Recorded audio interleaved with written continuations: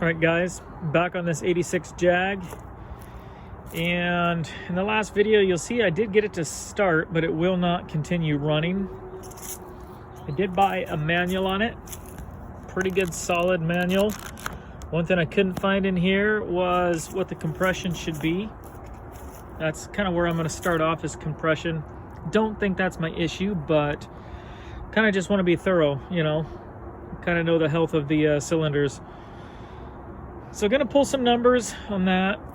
After that, I think I'm going to dive down and get the fuel pump out of here. And that might be the two next things that I check.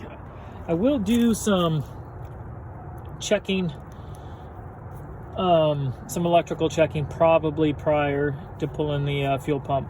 That's probably the last thing I'll do today. I kind of would like to go through the fuel pump and carburetor, just eliminate things so I know what I personally have gone through, and because I don't know any history. So let's get started. All right, guys, it's dropped down now. It's about 110. It did hit 115. So basically on both cylinders, I'm getting 115. That's a bit low. I'm not sure on what the cutoff is for it not running, you know, but I know 115 is on the low side. So that could be a potential issue. I think what I'm going to do next is go find my multimeter, and I want to check the CDI. That's probably next on my list, the CDI, and maybe look at the quality of the spark. All right. Also, guys, when you look in your gas tank and your float looks like that, I mean, it's stuck. You gotta wonder if just fuel delivery might be your issue. That's about the most rusted I've ever seen one of these things. I just checked it because they told me that they had checked it and filled it full of gas. But that's nasty, so I'm suggesting there's an issue there. But first thing we're going to try is the ignition system to see what kind of spark we get. Because I know that sometimes you have to adjust the throttle to get that ignition. Supposedly, that's what the manual says. Let's try it. So I'll catch up to speed. Both of these have good spark. Remind you from the last video, they got good spark when I am bypassing any of the safety switch, because I know that's bad. I've already figured that out. So spark is good, compression's 115. Next, I'll set up to check this CDI. All right, guys, I'm gonna swap gears here. I was gonna test all the electrical stuff, but since I got spark up there, I am going to change my game here. Being this looks so bad and corroded, I'm gonna attack fuel system first. Probably drain fuel, clean tank out, pull the fuel pump. Prior to doing all that, I might test the fuel pump to see what the output is.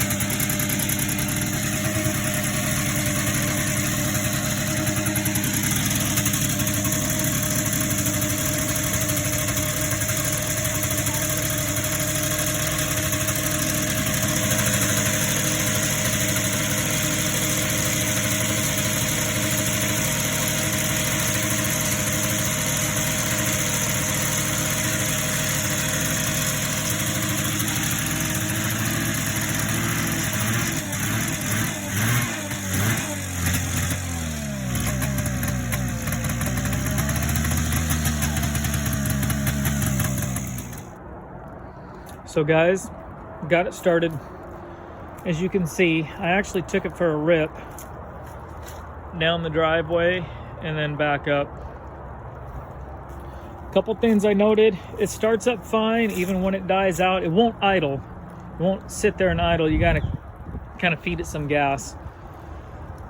So that's one thing. It just won't sit there and idle. Second thing is I had to wind up the RPMs pretty high to engage that front. I'll show you. To engage this front clutch here, I mean, I had to wind it up pretty good, and it seems like that should be kicking in sooner than it does. So either it's got the wrong spring in there, or something, a spring is broken, rusted. Just seems like it should shift into gear a lot sooner, or I should say into drive. What else? I think cleaning the tank out, you saw that dipstick and how dirty it was. I can only imagine what the tank looks like. I think I'm still gonna pull out the fuel pump, rebuild it, take the carb off, clean it. And to me, with the low compression that it has, at least I believe 115, 110, 115 to be low, I think what I would do is put new piston rings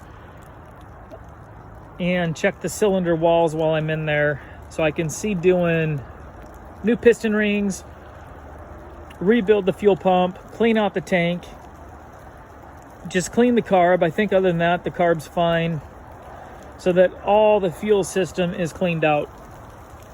And for that front clutch, take it apart, at least make sure it's all in working order. Maybe put a different spring in there so it shifts a little sooner. I don't know.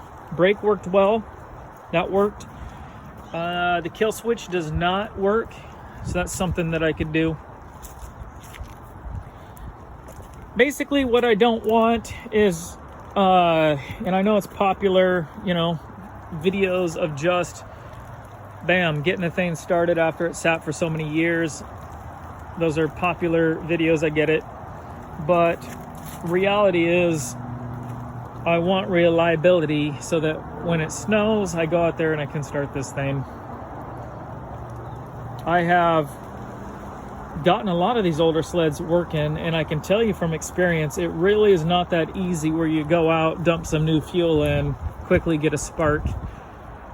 At least on the older, you know, where they got stators, points, all that kind of stuff. I'm gonna wrap that video up. That's it for now. She runs, starts real well actually.